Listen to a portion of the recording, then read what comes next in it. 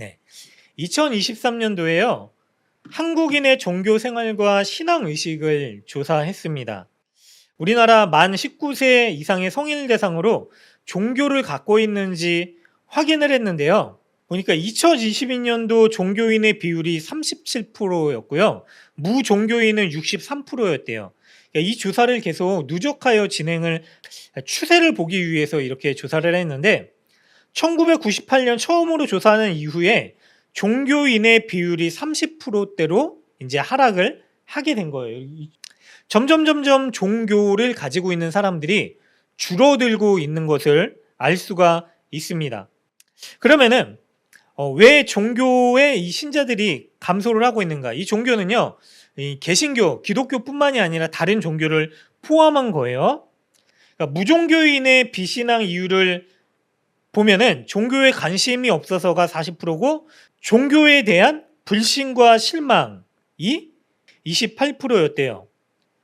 그러니까 사람들이요, 종교에 대한 관심도 없는데 종교의 모습들, 또 교회의 모습들, 신앙인의 모습들을 보니까 불신하고 그리고 실망해서 종교를 갖지 않는다라고 얘기를 한 것입니다. 또 한 가지 더 살펴볼 것은요, 종교를 가졌는데 특별히 이제 개신교인 중에서도 종교 개념에 대해서 조사를 했는데요. 종교 개념을 보니까 기독교의 가장 큰 종교관은 종말론적인 신앙이거든요. 천국과 지옥이 있다. 그런데 그 천국과 지옥, 심판, 종말론에 대해서 믿고 있는 사람들이 개신교인 중에 50%만 믿고 있다라고 하는 거예요. 그러니까 교회를 다니는데 종말에 대해서 믿고 있지 않는 사람들이 50%나 되고 있다라고 하는 것이고요. 그리고 종교적 개념에 대한 인식, 기적을 믿는가? 개신교는 73%를 믿고 있지만 이 중에 27%가 기적을 믿지 않는다라고 하는 거예요. 교회를 다녀도. 비개신교인, 종교인들 중에는 기적을 믿는 사람들이 37%밖에 되지 않는다라고 하는 거죠. 전체적으로 이야기를 종합해 보면 이런 겁니다. 탈종교화 시대가 되어져 버렸습니다. 왜 그러냐면 이 시대에는 합리화가 우선시되는 시대가 되어져 버렸기 때문입니다. 그래서 합리적인 사고가 우선시 되니까요, 종교가 설 자리가 점점점 줄어들고 있다라고 사람들이 얘기를 합니다.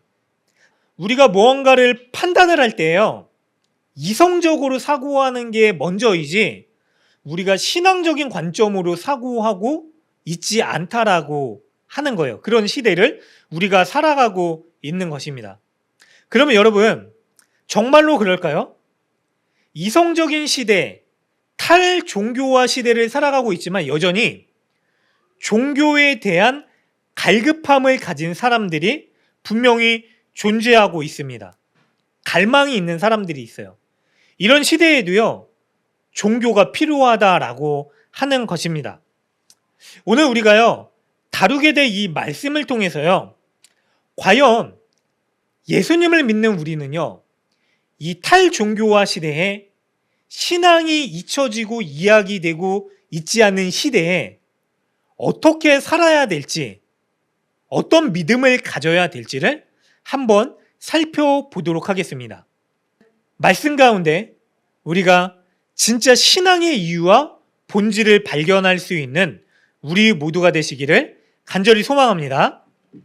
네, 잠깐 이제 그래프 숫자를 얘기했더니 저도 머리가 아프고 여러분들도 답답해 하시는 것 같은데요.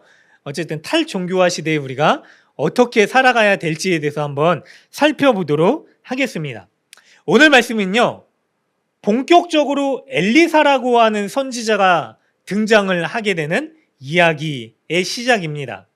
엘리사는 누구냐면요, 이스라엘의 역사상 가장 위대했었던 선지자 가운데 한 명이었었던 엘리야, 위대한 선지자였었죠. 그런데 그 선지자가요, 2장 앞부분에 우리가 살펴보지는 않았지만은요, 마지막을 맞이하게 되는데 죽지 않고요, 죽음을 경험하지 않고 하늘로 붙들려 올라가게 되는 은혜를 경험하게 됩니다. 그런데 그때요, 엘리야의 후계자였었던 엘리사가 엘리야의 마지막을 목격하게 되고요. 갑절이나 되는 이 영감을 허락받는 은혜를 경험하게 됩니다. 자, 하늘로 올라가게 되는 이 엘리야의 겉옷을 받게 되고요. 엘리사가요, 그 겉옷을 가지고서 물을 쳤더니 물이 갈라지게 되는 역사를 경험하게 되죠. 그리고 나서 엘리야의 다른 제자들, 선지 생도들이 이런 말을 하는 거예요. 오늘 본문을 보니까 15절에 맞은편 여리고에 있는 선지자의 제자들이 엘리사를 보면서 말하는데 엘리야의 성령이 하시는 역사가 엘리사 위에 머물렀다라고 하는 고백을 하게 돼요. 그런데 문제가 발생하게 됩니다. 자, 이 선지 생도들이요, 16절에 넘어가니까 엘리사에게 나와서 뭐라고 얘기를 하냐면 당신의 종들에게, 그러니까 이제는 자신들의 리더십이 누구에게로 이양됐냐면은 엘리야가 떠나가고 나서 엘리사에게 이양되었다라고 하는 것을 이들도 알고 입술로 고백했습니다. 그래서 자신들을 종이라고 얘기를 하는 거예요. 그런데 뭐라고 얘기하냐면 용감한 사람 50명이 우리 가운데 있으니까 청하건대 그들이 가서 당신의 주인을 찾게 하소서. 염려하건대 여호와의 성령이 그를 들고 가다가 어느 산에나 어느 골짜기에 던지셨을까 하나이다 하니라. 엘리사가 이르되 보내지 말라 하니라 라고 이야기를 합니다. 그러니까 이런 거예요. 자신들이 성령의 역사를 엘리사를 통하여 이루어진 것을 봤어요. 그리고 엘리사에게 뭐라고 얘기하냐면 이제 우리가 당신의 지도를 받아야 될 종들입니다. 우리가 이제 당신의 제자와 같은 삶을 살겠습니다 라고 얘기를 했어요. 그런데 바로 뭐라고 얘기를 하냐면 이들이 엘리사의 리더십을 구하는 게 아니라 다른 얘기를 하는 거예요. 엘리야가 성령으로 이끌려 가다가 어딘가의 땅에 떨어졌을 거니까 우리가 장사진에게 좀 찾으러 가게 하소서, 명령을 내리소서 라고 얘기를 해요. 그런데 엘리사는 뭐라고 얘기를 하냐면 16절 뒷부분에 보내지 말아라 라고 얘기를 했는데 17절에 보니까 이 무리들이 엘리사가 부끄러워하도록 강청을 했대요. 그러니까 때를 쓰고 또 어떤 때는 위협적으로 선포를 하고 우리를 보내십시오. 끝까지 그들의 고집을 꺾지 않았다라고 하는 거예요. 그리고 결국 50명을 보냈어요. 사흘 동안 찾았는데 발견하지 못했대요. 여러분, 이 말씀이 우리에게 주는 교훈이 있습니다. 하나님을 인정하더라도요, 하나님의 역사를 알고요, 인정하더라도요, 우리가 그 하나님의 말씀과 하나님의 일하심을 순종하지 않을 때가 분명히 있다라고 하는 겁니다. 여러분, 우리가 신앙생활 하면서 교회에서 신앙생활, 말씀에서, 찬양에서, 기도 가운데 계속해야 되는 한 가지가 있는데 그것이 무엇인지 아세요? 계속 들려지는 것. 바로 하나님 말씀의 순종입니다. 하나님 역사에 대한 순종이에요. 하나님의 일하심에 대한 순종입니다. 그거예요. 우리가 할 거는 순종함으로 하나님의 일하심을 경험하는 겁니다. 그런데 이 선지 생도들이요, 다 제자들이었어요. 엘리야의 제자들. 다 신앙인들이었어요. 어떻게 보면 신앙인들 중에서도요, 훈련을 받았었던 사람들이에요. 맞죠? 그런데요, 이들이 이제는 하나님의 일하시는 영이 엘리사에게 임한 것을 받고 선포했어요. 그들의 입술로.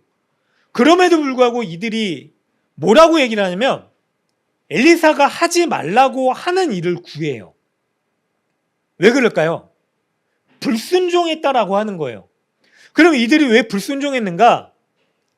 이들의 이성적이고 상식적인 생각이요, 선지자를 통하여 들려진 하나님의 보여진 일들을 거부하고요, 하나님의 일하심의 방식보다 중요하고 우선시 되게 여겨졌기 때문에요, 이들이 순종하지 못했다라고 볼 수 있습니다. 한마디로 이런 거예요. 보니까요, 아무리 하나님의 영이더라도, 하나님이더라도 엘리야 스승님을 하늘로 끌고 올라가다가 분명히 떨어뜨릴 것이다 라고 하는 그들의 상식이 있었을 것입니다. 자, 육신은 하늘로 붙들려져 올라가지 못할 것이다. 올라간 거는 언젠가는 떨어질 것이다 라고 하는 그들의 이성적인 판단 때문에요. 하나님이 엘리야를 하늘로 올리셨음에도 불구하고요. 그들은 결국 그 스승은 떨어질 것이다 라고 하는 이성적인 판단이 하나님의 일하심보다 우선시되는 생각으로 자리 잡고 있었기 때문에요. 하나님이 하신 일을 끝까지 믿지 못했고요. 결국 자신들의 생각을 따라요. 자신들이 해야 될 일들을 하려고 했습니다. 때로는요. 예수님을 믿는 우리에게도 동일한 갈등이 있을 때가 있습니다. 여러분 아까 우리가 조사에서도 봤지만은요. 종말을 믿는 사람들이 별로 없어요. 많지 않아요. 교회를 다니는데도요. 교회를 다니는데도요.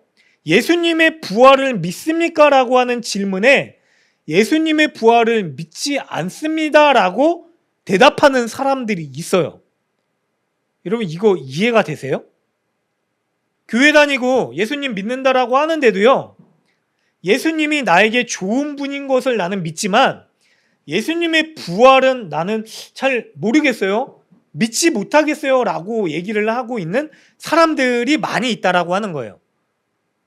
여러분 그러면은 교회를 다녀야 될 이유가 무엇입니까? 구원의 이유, 심판과 종말에 대한 이 구원의 이유가 아니라요. 다른 이유 때문에 교회를 다니는 것이죠. 사실 예수님의 제자들도 그랬습니다. 예수님이 부활하신다라고 분명히 얘기하셨고요. 부활하셨을 때에도요. 제자들은 예수님의 부활을 믿지 않았어요. 왜요? 그들의 상식에서는요. 죽었다가 사람이 다시 살아난다라고 하는 건 절대로 있을 수 없는 일이기 때문에 그렇습니다. 사람이 죽으면요. 끝이에요. 다시 살아나는 거는 있을 수 없는 일이에요. 그런데 예수님을 계속해서 따라다녔었던 제자들이 예수님이 죽은 자를 살리시고 병든 자를 고치셨음에도 불구하고 예수님 죽으셨으니까 끝났다.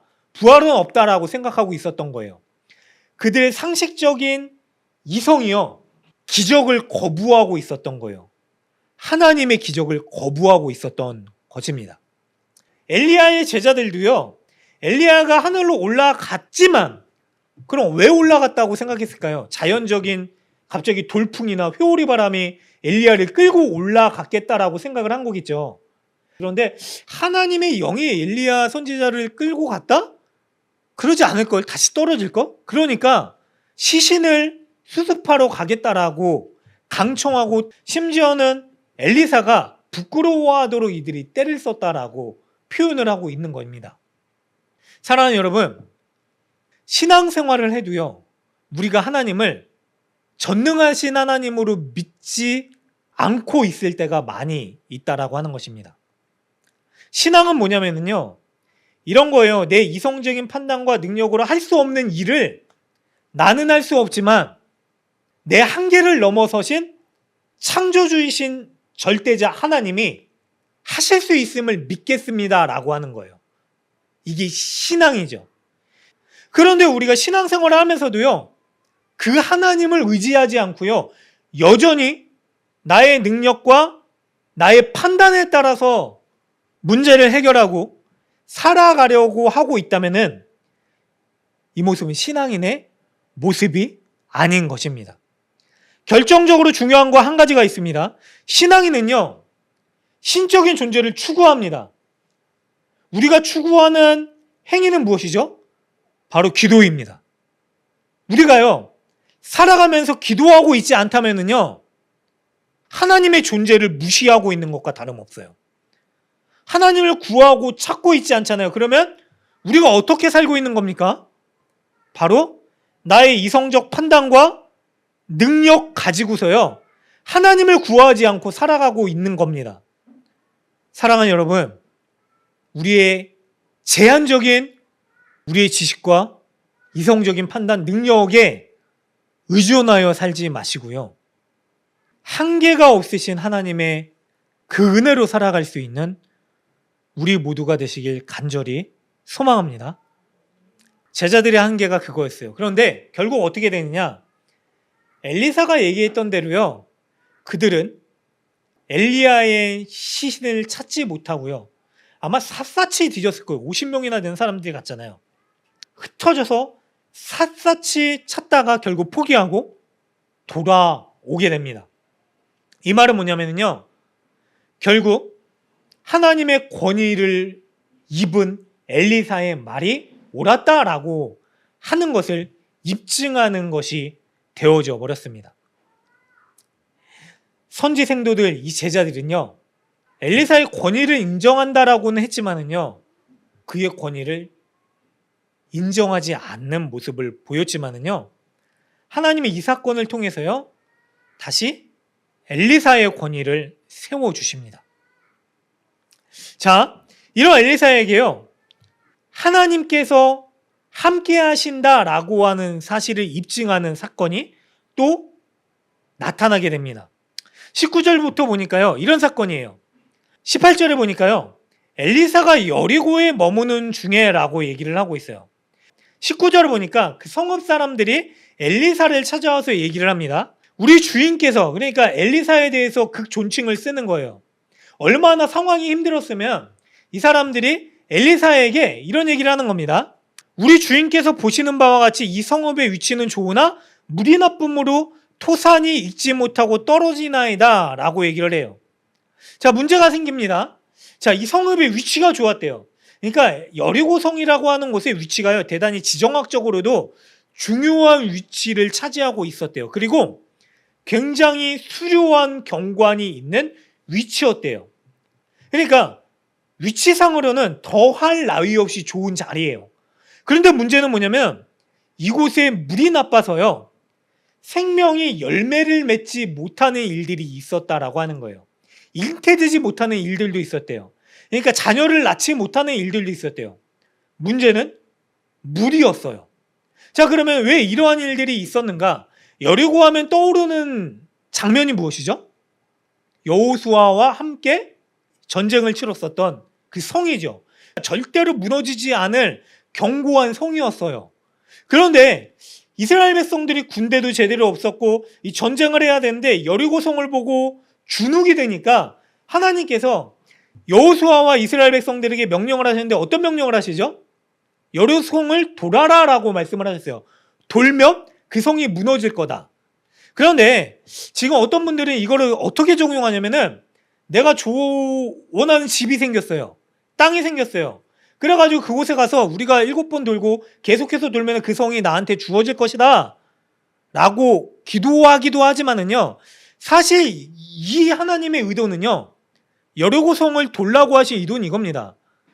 너희들이 할 수 없는 이 전쟁을 내가 승리케 해줄 것이니까 너희들이 해야 될 단 하나는 무엇이냐면 바로 순종이다 라고 말씀하신 거예요. 여러분, 내가 원했기 때문에 내가 얻어내기 위해서 도는 게 아니라요, 하나님의 말도 안 되신 명령을 내리신 거예요. 전쟁을 앞두고 강성한 성을 이스라엘 백성들이 목숨 걸고 돌아야 돼요. 그러면 그 목숨을 누구에게 맡기는 겁니까? 하나님께 맡기는 거예요. 맞죠? 제 생명은 하나님께 달려 있습니다. 그래서 제가 순종할 수 없는 이 적진을 앞에 두고 순종하겠습니다라고 순종한 거예요. 결과론적으로 하나님께서 이 전쟁을 승리케 하실 것이다 라고 하는 하나님의 전쟁의 승리를 이들이 경험하게 된 것이죠. 어쨌거나 이 여리고성이 무너졌어요. 그리고 나서 하나님께서 하신 명령이 있는데 다시는 이 여리고성을 재건하지 말아라. 재건하는 자는 저주를 받아 죽임을 당하게 될 것이다 라고 하셨는데, 히엘이라고 하는 사람이요, 이스라엘 중에 이 성을 재건해버려요. 그러니까 이곳에 사람이 살고 있는 거예요. 그런데 하나님의 저주를 받아 무너진 이 성을 사람이요, 자기의 원함과 욕심을 따라 세우니까 저주가 임하게 된 거예요. 어떤 저주죠? 다시는 생명을 낳지 못하게 되는 이러한 일들이 나타나게 된 거죠. 그랬더니 이 성읍에 살고 있었던 사람들이 찾아와서 엘리사한테 이런 얘기를 하는 거예요. 주인님, 우리는 종입니다. 도대체 이 문제를 해결할 수 없습니다. 제발 좀 해결해 주십시오라고 엎드려서 구하는데 20절에 보니까 엘리사가 새 그릇에 소금을 담아 내게로 가져오라고 얘기를 해요.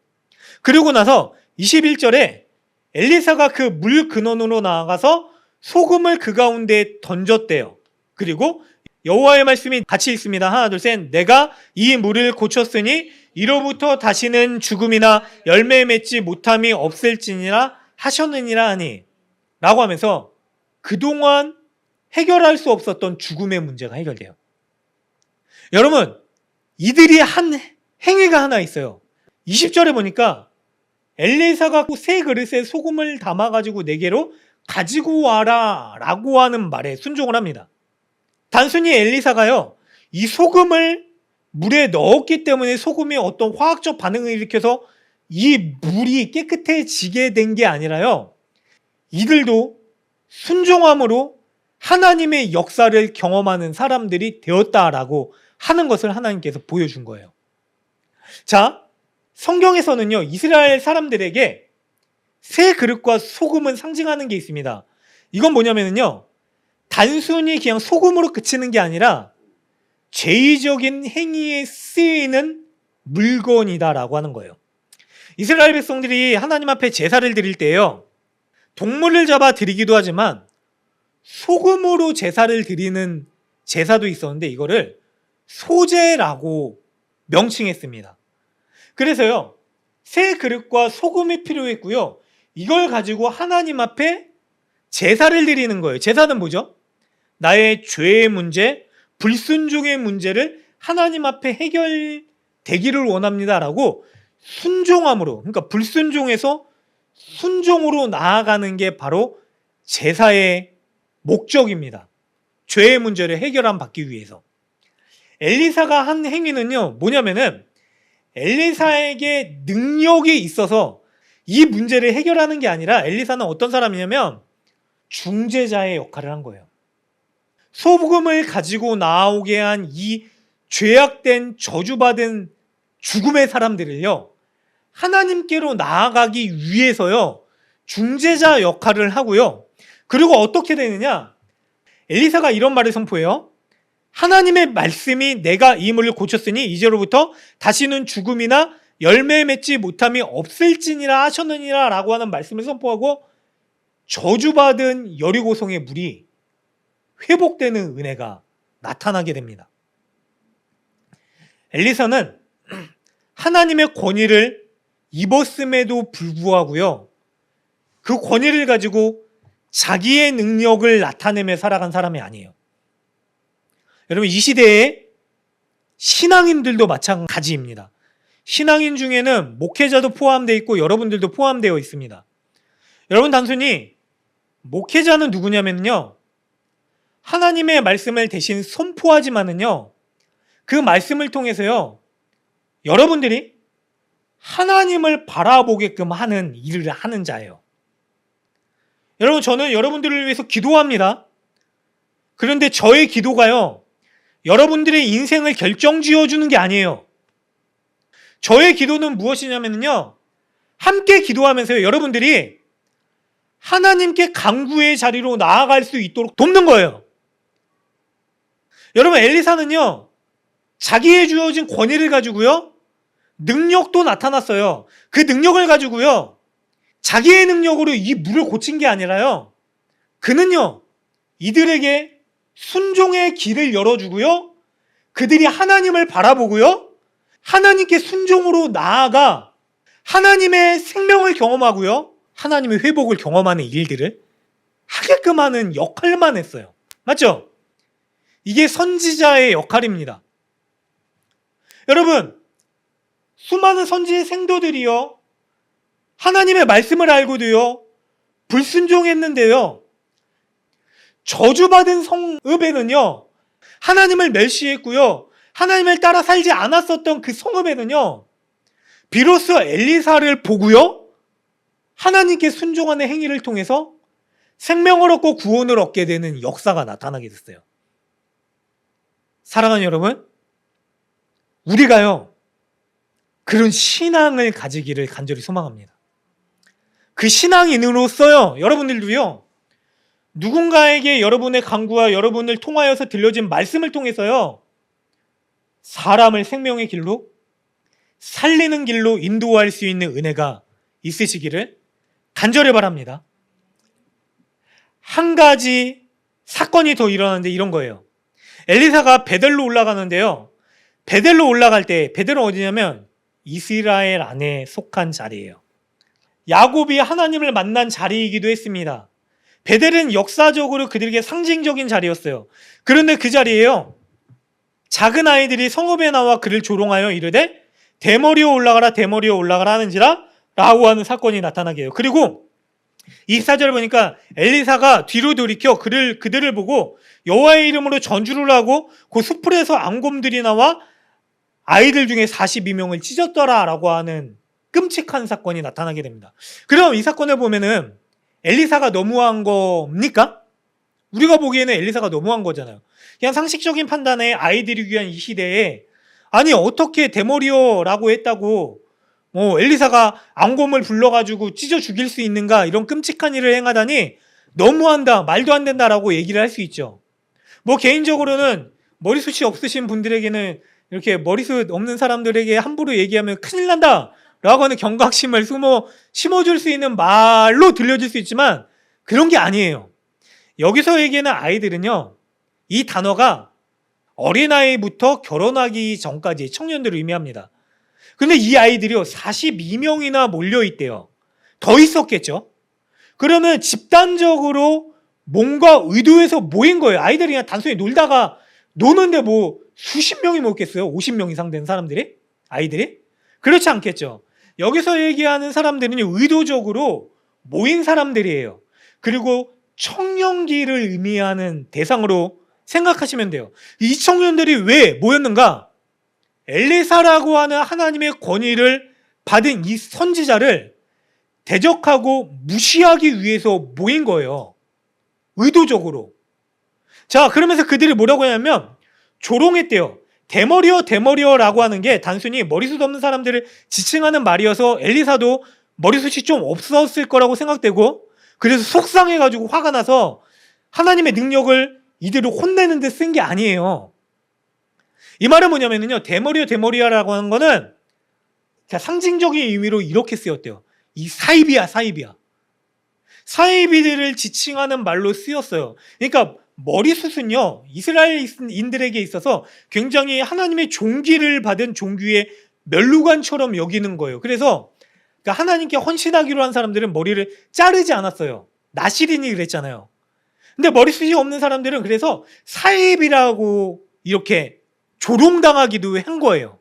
그러니까 하나님의 권위를 받은 엘리사인데 이들이 엘리사를 대적하는 마음으로 이 사입이야, 올라가라 뭐가 생각나세요? 엘리야가 올라갔잖아요. 그러니까 너도 엘리야처럼 올라가 버려, 꺼져, 이 사입이야 꺼져버려 라고 얘기를 하고 있는 거예요.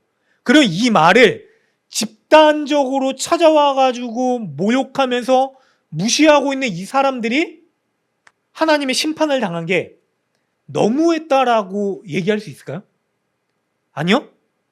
이 일은 의도적으로 하나님을 멸시하고 하나님을 대적하는 일이었기 때문에 하나님의 심판이 내린 사건으로 볼 수밖에 없는 겁니다. 이 베델이요, 하나님께 속해 있는 이스라엘 안에 있는 축복의 땅인데 나중에 어떻게 변질됐냐면요, 여로보암 때 베델에 우상을 섬기는 산당을 만들어 버리고요, 이 산당이 없어지지 않고요, 우상을 섬기는 사람들이 계속해서 존재하고 찾아옴으로 인하여서 우상을 통하여서 경제적인 이득을 취하는 사람들도 있었고요, 아마 이 청년들도, 몰려든 청년들도 그 이득권과 기득권에 연관이 된 사람들이었을 거고, 하나님의 사람의 엘리사가 베델로 올라오자 그를 쫓아내기 위해서 의도적으로 이러한 일들을 행했었던 것이죠. 여러분, 한마디로 하나님의 은혜에 불순종하기로 결심하고 결단한 사람들. 순종하기로 결단한 사람이 아니라요, 하나님의 은혜가 임한 사건을 경험하고 봤으면서도요, 온 땅 가운데 하나님의 사람 엘리야로 인하여서요, 우상이 허물어지고요, 그리고 하나님의 기적이 나타남을 보고서도요, 우상을 섬기는 사람들이요, 자신들의 이익 때문에요, 하나님의 권위를 불순종하고 모욕하고 대적하는 일들을 했었던 것입니다. 사랑하는 여러분, 오늘 말씀의 끝을 맺겠습니다. 하나님은요, 우리의 유일한 신앙의 대상입니다. 우리가 이 자리에 나와 있는 거는요, 다른 기득권을 쟁취하기 위해서도 아니고요, 다른 이유 때문도 아닙니다. 여러분, 그렇잖아요. 왜 하나님을 믿으십니까? 구원의 문제, 영혼의 문제, 세상이 줄 수 없는 그 일을 구하기 위해서 우리가 이 자리에 있는 거예요. 하나님께서 그 은혜를 우리에게 들려주시고 보여주셨음에도 불구하고 우리는 너무나 많은 순간에요, 세상 가운데 살다가 세상을 바라보다가 하나님의 은혜가 아닌 다른 것에 함몰되어 살 때가 많이 있습니다. 여러분, 엘리사 선지자가 활동했던 것처럼요, 지금도 하나님의 존재를 부정하는, 더욱더 그런 게 가속화되어져 가고 있는 흑암의 시대입니다. 그 시대에요, 하나님은요, 한 사람, 하나님의 권위를 두신 그 한 사람, 그 사람을 통해서요, 죽음이 팽배한 그 땅에 생명의 샘물을 터뜨리시고요, 불순종으로 치달아가던 사람들을요, 순종의 길로 나아가게끔 하시는 일들을 감당케 하십니다. 우리 모두가요, 하나님의 권위를 받은 자로서요, 이 땅 가운데 빛으로 소금으로 썩어지지 않는 하나님의 생명으로 하나님을 드러낼 수 있는 우리 모두가 되시기를 주님의 이름으로 간절히 축원합니다. 아멘.